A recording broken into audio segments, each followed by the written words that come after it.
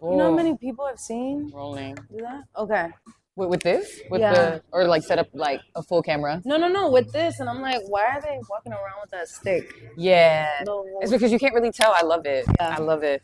Welcome back to Matcha My Energy, where I sit with a hilarious comedian and I force them to talk to me for about 30 minutes out of the day. Because that's the only way I maintain a social life. And today I have the funny Michelladonna coming in from the East Coast. I'm so honored to have you here today. Yeah. Thank you so much. I'm so excited to be here. When makeup eats. Thank you. I have a soft spot for LA. It has tortured me, but it has always also given me like very beautiful moments. So I'm like, I love hanging out in LA and like and then leaving and going home. We're here at Bread and Butter Cafe, and they actually have a coffee and matcha menu for the matcha lovers. It's super cute. Yeah. It was really quiet when we got in here, but we turned it up. Yeah, we did. We turned the bitch up. Like showtime. What's up? Okay, first cheers. Cheers. Okay, wait, I come outside. Cheers. Yeah, I got the double matcha. You okay? What does that mean? Yeah. That means they put double the matcha? It's a matcha latte with a matcha cream top. I don't know. I just know coffee. Are you not a matcha girly? No. No? Have you tried it? Yeah. And you're like, nah. I was like, this tastes like grass.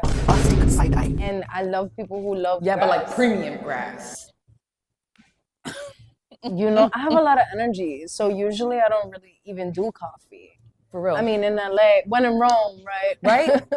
That's why I did this, because a lot of people are like, oh, let's go get coffee. I'm like, no, bitch, I'm going to actually make you come get coffee. Always get coffee. Yeah. And you ever have one of those meetings and you just like, you can't really ask anything else and you can't really like, there's nowhere else that the conversation can really go. You're like, this is over. Yeah, but then you're just like talking about like, yeah, oh yeah, the weather's so good. Oh my God, that car's nice. Ooh, I love her skirt. And then you both got a shit because y'all just had coffee.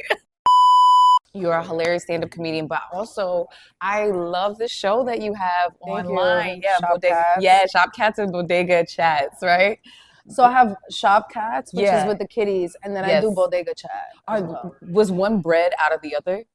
So Bodega Chat is kind of like a podcast situation that I started last year, and it kind of took its own journey that I was like, this is not exactly how I want this to play out. So I stopped it, and I'm coming back with it in a different way. It's no longer a podcast. It's no longer an hour long because I can't concentrate. Yeah. And then I was just posting content about New York. In that same time, born and raised, period. You know, I think for New York content, you have very specific people making it. You either have like the white girl talking about the matcha, going to Pilates, tarakatiki, and then you also have like people in the Bronx talking about like a boogie and shit. And so it's like so segregated. Yeah. And so I was like wildly specific. You know? Because it doesn't really cross over. Like it doesn't come over to my algorithm. Now it probably will. But I was doing content that I was like, this is like anyone could really enjoy this. It's not specifically someone who lives here knows this, and it doesn't have to be like this isn't also like a gentrifier's like perspective POV, on this. So I'm bringing that back eventually, hopefully this year. But then while I was doing that content, I'm putting out stuff about New York and this and that. My comedy also revolves around New York. It used to a lot more. Now I changed it up a little bit. Yeah. And they found me on the internet to do Shop Cats. There's a production company, so it's not my show. Yeah. I'm just a face. She's just talent. I'm like, hello. Yeah, but I got so lucky because they were looking for hosts. They brought me in, and I was like, mind you, you're the perfect host. I know. You're literally the perfect host for it. I know, and that's why I was like so excited because they were like, we're gonna go into bodegas and we're gonna talk about the cats, and I'm like, sure.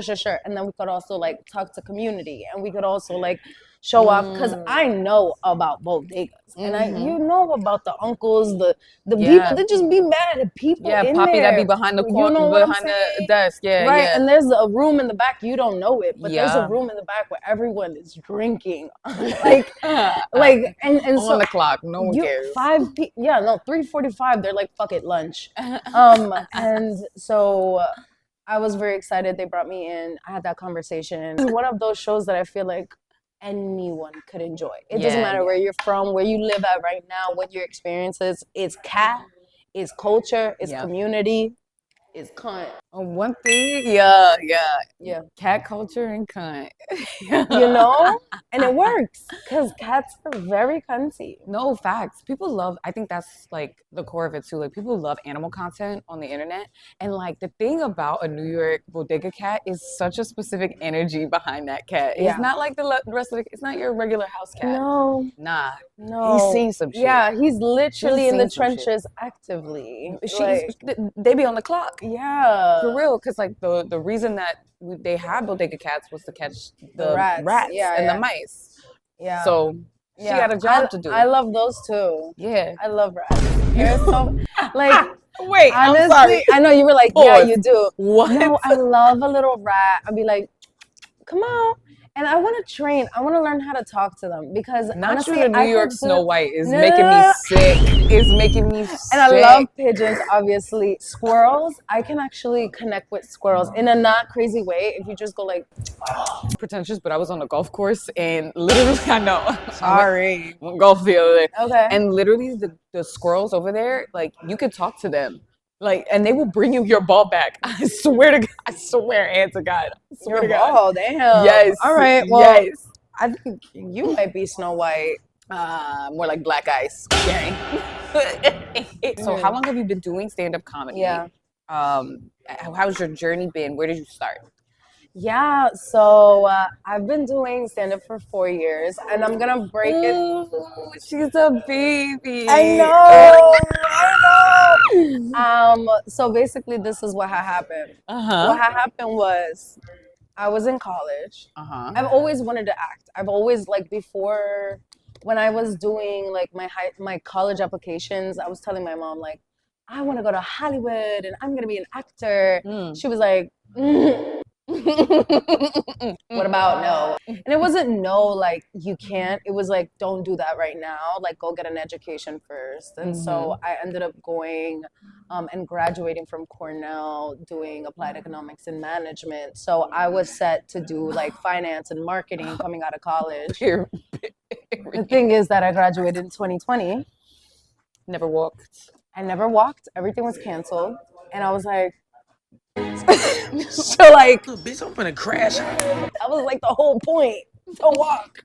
To give my mom that, you know, like, the American dream is it not, right? Oh, no. I'm her only daughter. We're the only two in this country. And like, wow. I was like excited to give her this walk.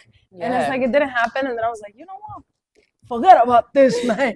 But also I was just like, you know, in a little more morbid situation, but like, that whole era was morbid. Girl, don't even stress. Yeah, because like, I graduated. Well, I was in school. They kicked us off of campus. They kicked everyone off of campus. Like, get off, go home, right? Okay. And so I went home for a month, and I'm in Queens, New York, and I'm staying with my mom in like the apartment I've lived in my whole life.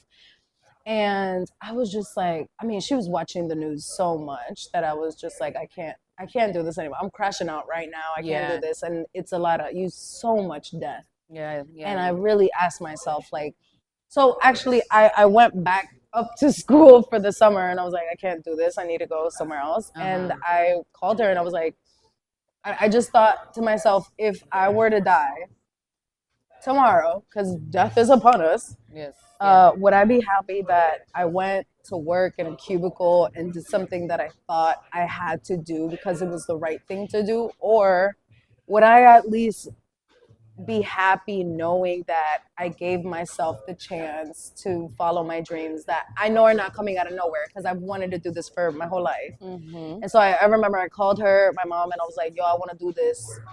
You're receiving the diploma, and I want to do this. And she was like, all right, that was the deal. The deal was do something you could fall back on, if anything. Right. And then so 2020 I kind of stayed in Ithaca where Cornell is, and then I came down in the fall, and then in January of 2021 I started doing like research on stand-up. Okay. Because I'm like, I want to understand it first. Okay. What did you find? Were you like were you watching like So I took a class. Specials? I took a stand-up class. Oh, where at?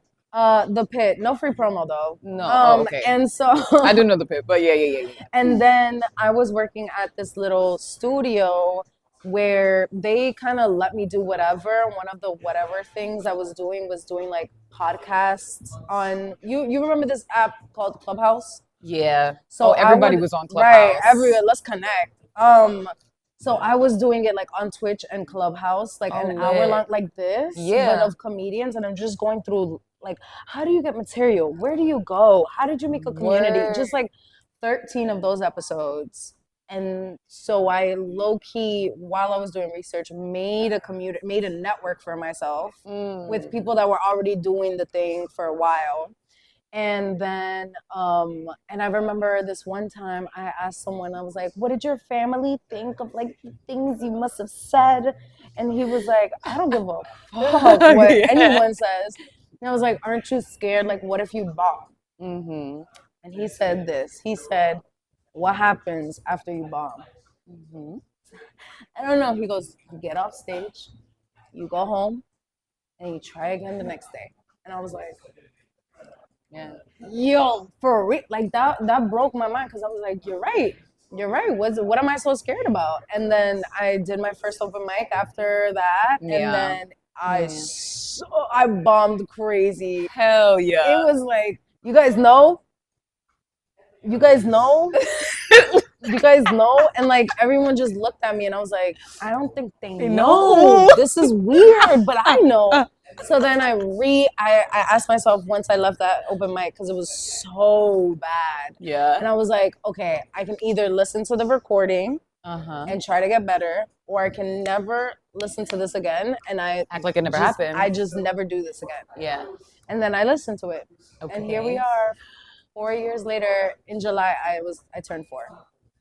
That's amazing. That's my story. Yeah. Okay. So you're right at that point, like at the 5-year mark is when I really started to like understand my voice in comedy. Okay. And then like you start to get better exponentially. It's like really crazy. I feel like you're also so far ahead because of where you're doing stand up. Like being in New York, you get your 1,000 hours so quickly. You're like, it's a grind and it's much harder of an audience. Like, one of my worst bombs was in New York, broad daylight.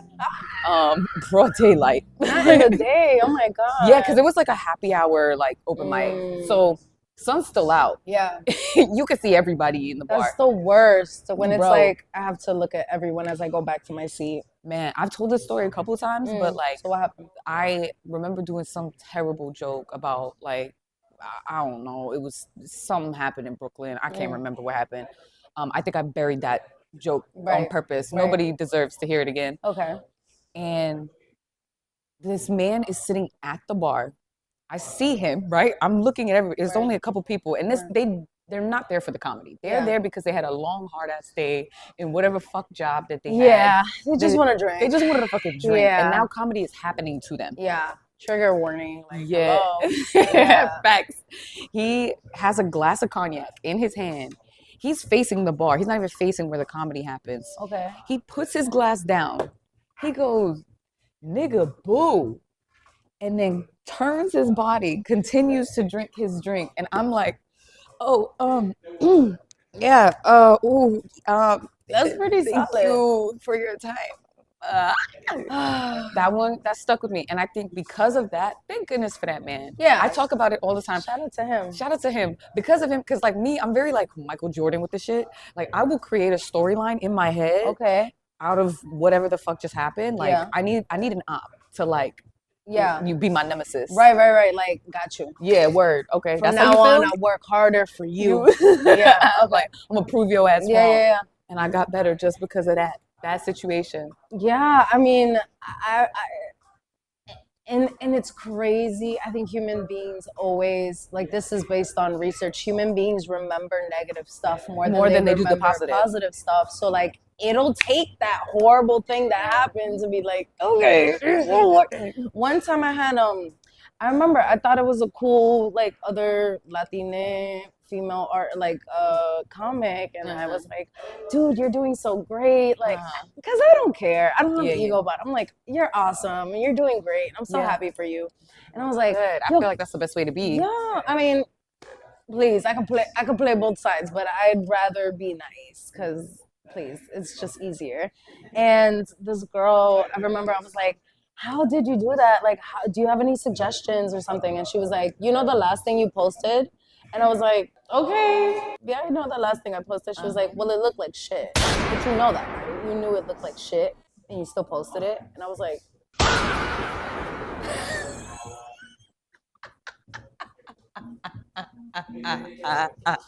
okay, thank you. And then one of the biggest. From New York too?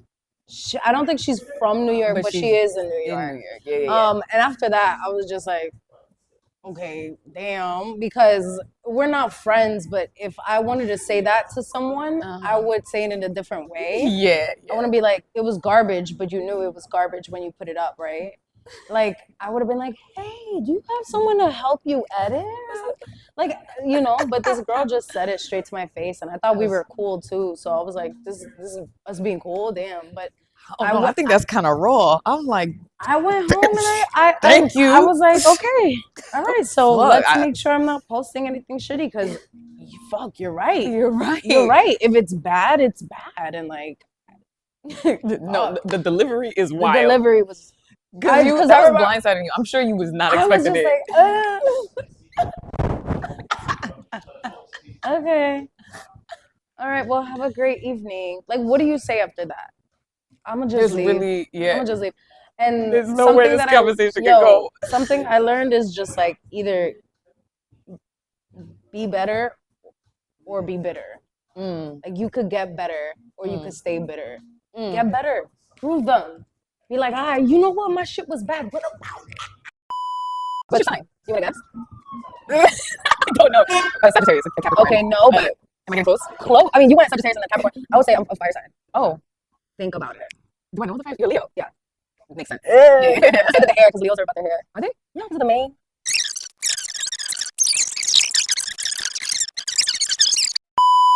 What is your like goals, like in within like the next 5 years, let's say, right? Because that's gonna make 9 years to a decade.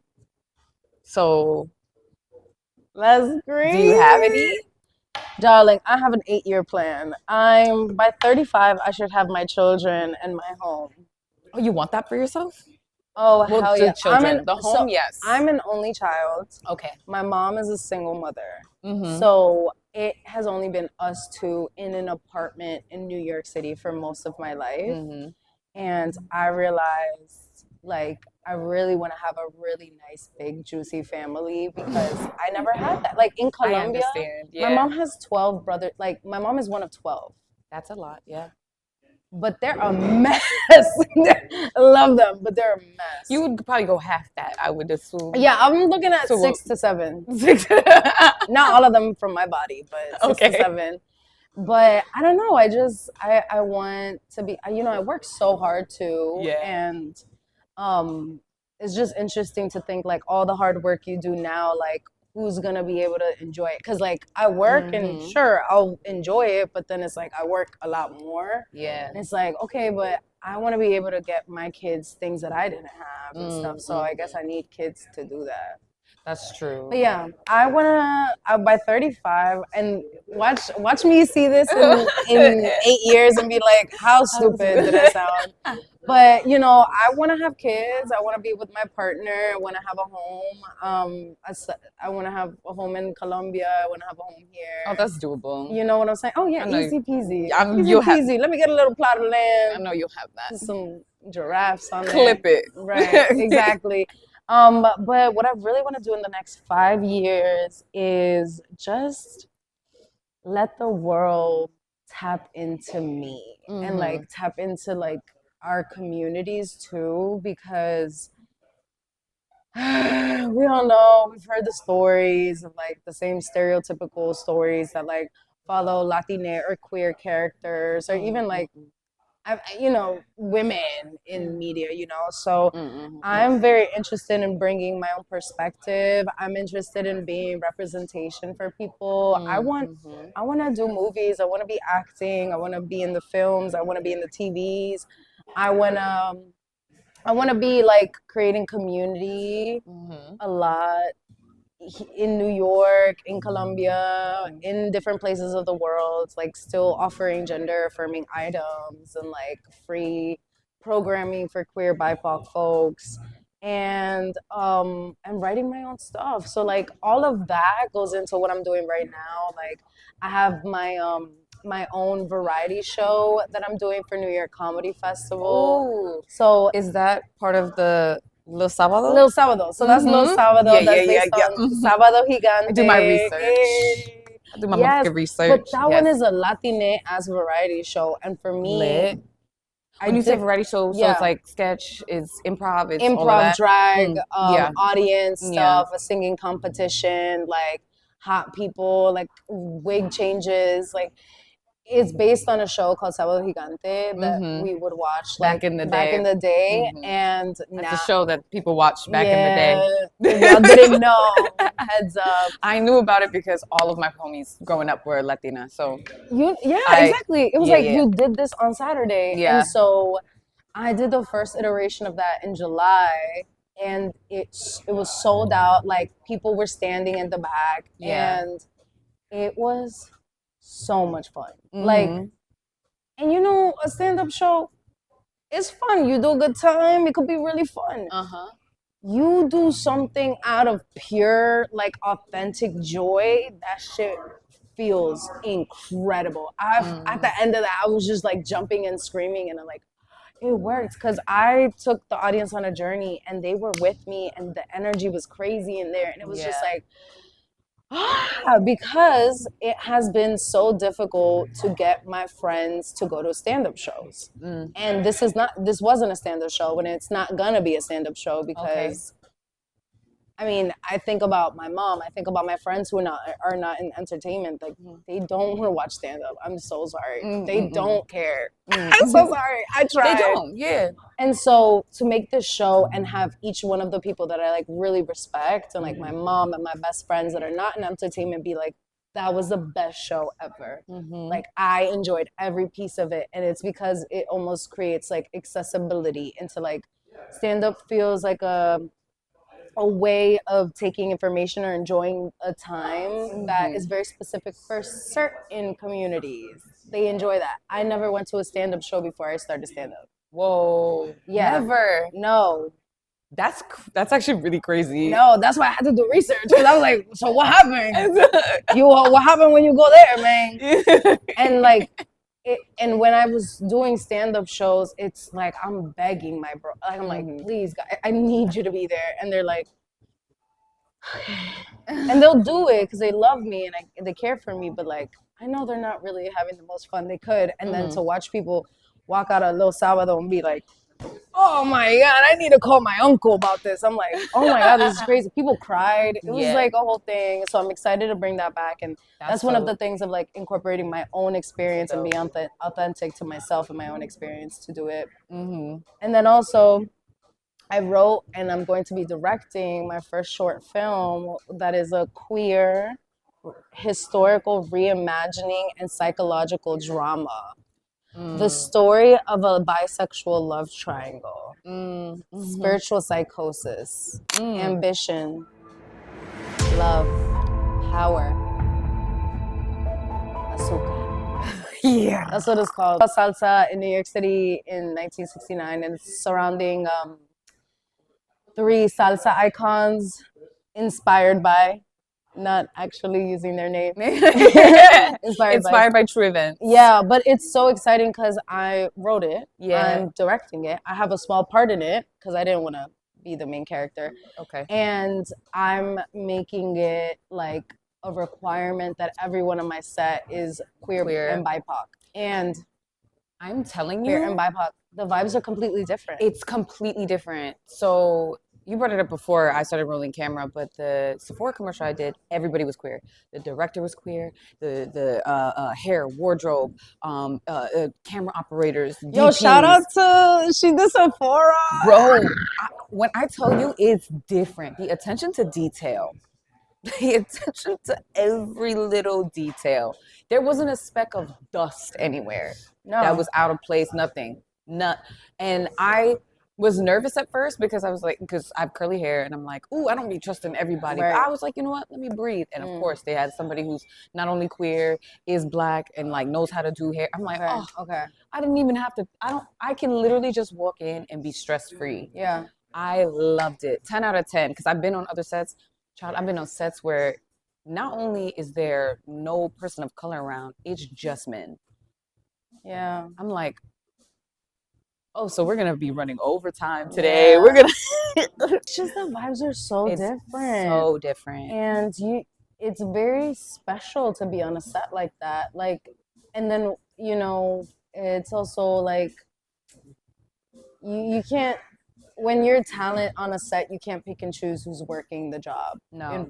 On production side. No. So having the power to be like, oh, I'm so sorry, I can't hire you. Like, this is highlighting these folks because like it's hard to get all of us in one place, and it's really also hard to just find jobs because everything is about who do you know, and if you don't know the right person, then te jodiste. Like, do you think you're shooting next year? Is that shooting what? Oh, my short film is in December. Oh, you're shooting this year? Yeah. Ooh, okay. I'm gonna start crowdfunding. So hell yeah. If you got money. Hell yeah. If you have links and stuff, definitely. We need money. And it's everything to pay the cast and crew. I'm not even paying myself, and that's okay because when you are the head, like you're literally serving everybody else. You know what I'm saying? And I'm happy to do that, and I'm excited. Like there's so many people that I just told about the project, and then they were like, "I want to do it." I'm like, "Well, okay, but wait, can you hold on?" Like it was so like, "I want to do it. You seem passionate about it. I want to do it. I want to read the script. I want to do it." And I'm like, that felt so special because that's your baby, right? That's my baby. And like, what do you want? You want to help me? You want my baby to walk? Like that's so sweet. So I'm very appreciative and I'm very excited. The first time I was on a all queer set, I was like, you could do this, and that's what it's about. Allowed? Like, but I didn't know because I never seen it before. Yeah, and that's what it's about. Like the way we manifest and the way we like continue to take care of our community is by like doing and seeing and being like, oh, you're here? Okay, we could do this? Okay, let's keep doing this, So yeah, I'm excited for it. Period. Damn, you got some dope stuff. I just want to give you your flowers. You really are that girl. I feel like you are killing it, and you're like I remember being like 4 or 5 years in, and I'm like, I be looking at the girls and be so proud because I have asked other women to like mentor me who've been in this game, and they came up in a generation that's so like everybody's in competition. Yeah, but I'm not like that. I've never been like that. Like my only op is I will only ever beef with a man. My only ops. That one guy? What? That one guy at the bar? I thought you were gonna say your only op is yourself. Because like I'm in my own competition. No. I will beef with a man any day of the week. Any day of the week, I will fight a man. Absolutely. Okay. I've got time. I support it. I will fight a man. Yes, 1,000%. When I see there's other women in this game, I really want to just like hop in and give them their flowers and like show love. Because I didn't particularly get to experience that for myself, right? It's unfortunate, but we change the shit. I feel like our generation is like pioneering just a different way of showing up for not only ourselves but for others. Yeah, I will say like honestly, starting comedy was so eye-opening because I'm so like, I know people see the eyeliner and they be like, she's a bitch. I'm really not. What? No, people have said to my face. Actually, the same girl who told me that. No, she's an asshole. No, whatever. But that's crazy. I was like, I remember the first time I did a show with that girl. We were hanging out in the green room, and we were just chatting. Both Leos, like we were just like chatting it up. And then she was like, "Oh my God, like you're so cool. You're so sweet." And I was like, "Thank you. Like, what do you mean?" And she was like, "I thought you were gonna be a complete bitch." to my face again. I've gotten that though before too. And it's like, but did y'all take the time to talk to me? It's just like, I feel like if you're a pretty girl and you just be sitting like this, you know, it's like, can a bitch just rest her face? Yeah, it's so sad, but like the people who have been the meanest to me have been other Latina women. They have been so mean. No. And like me coming up to them like, hi, how you doing? And then like, what is it? Subtweets and stuff that I'm like, you've been subtweeted? Yeah, someone subtweeted me. Like the first time I went to like a comedy club in someone had told me, one of the other Latina women was like, come to the comedy club, I have a show, like let's meet. And I'm like, okay, perfect. Cute. And I go, and comedy is like high school, okay? There's a table in New York. In New York, because I go back once a year. Yeah, I'll run some shows, and I realize I'm like, oh, cliques. It makes, I will say, New York does make you a good comedian, but it does not make you a professional comedian. I will say that's what the difference is about being in LA versus New York. Because if you come out here on the same like childish ass energy, you won't get very far. Basically, I went to that comedy club that night, and she was like, you could sit at this table, and it was like the table to sit at. Me, I didn't know. I'm like, okay, awesome, nice. And I'm like chatting with everyone. I'm like, I don't know, this is my first time here. I don't know what's going on.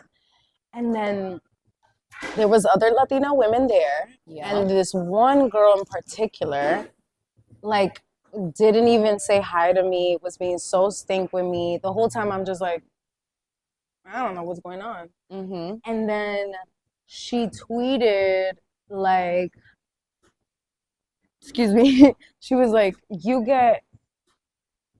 were brought to my table. I made that table.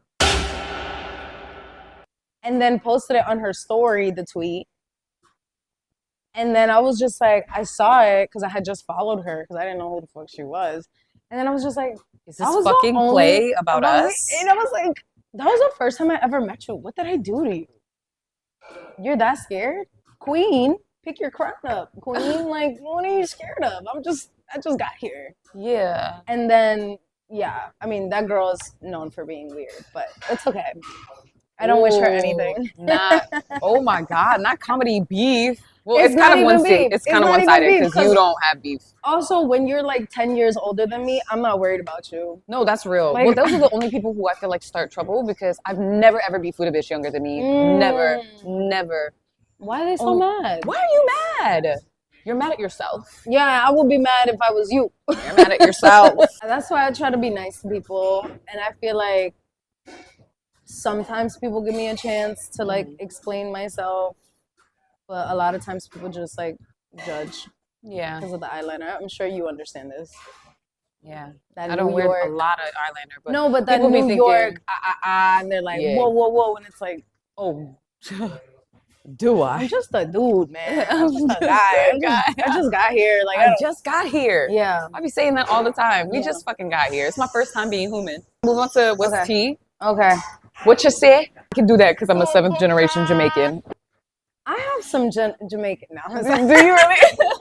Well, I won't be saying that, but I'm pretty sure I have a little bit Jamaican in me. Period. That's more than enough. But I hate to sound like that. You know, it's like, well, I have actually 3.4%, like approximately. I don't think you should say you're dating a person if you guys are not ready to commit to marriage. Like, hold on, pause.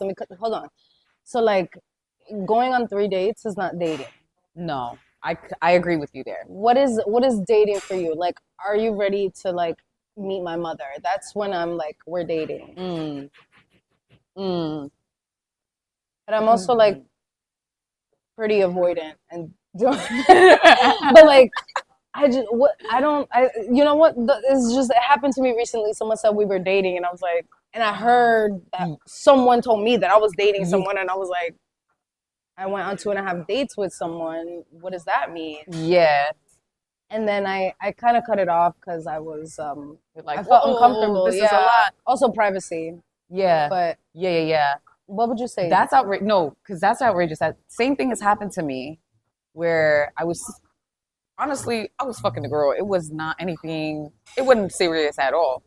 Come to find out years later, she's telling people that I'm her ex. I said, ex what? That's not an ex. Ex what? XYZ? Like, is she missing the yeah. That's not true. That's It's right. not true. I said, Fraud. no. Yeah. Did you talk to her about it? No, she left the city. Oh, okay. I mean, what is there more to talk about? Yeah. We had no communication with each other. But I was like, yeah, that wasn't true. No, I hate when someone throws a body on me. Like, please, I'm a virgin. No, that I say the fuck. So I'm with you there. Okay, so yeah. Now meeting the parents might be that's it. Like y'all go together. Are we committed or not? That means y'all go together. If the parents are met, y'all go together. Yes. I can be in the same room with my mom. We are on FaceTime. If we're not there, you're not. My mom could jump in the phone and be like, no. Yeah, no. We're not until we're ready. Yeah, you know? yeah. Not even FaceTime. No, I'm like, the thing is, I have met parents a little too early. But like, once I do that, I'm like, I'm at Thanksgiving. What are you gonna do? What are we gonna do about it now? You're mine. We're getting married. Yeah, I'm like, pass the sauce. Set my shit aside. I need to take 2 plates home. Thank you so much for sitting with me. This has been another episode of Matcha My Energy. Make sure to follow Michelladonna on all her platforms. I'll put them in the link description. Yay. Okay, so that's a wrap. And then I forgot to talk about the cafe. So we're gonna act like we just got here. Okay. I don't bother with these bitches, why even argue with them? 2 gold rollies on my wrist, they put deposits on them. All this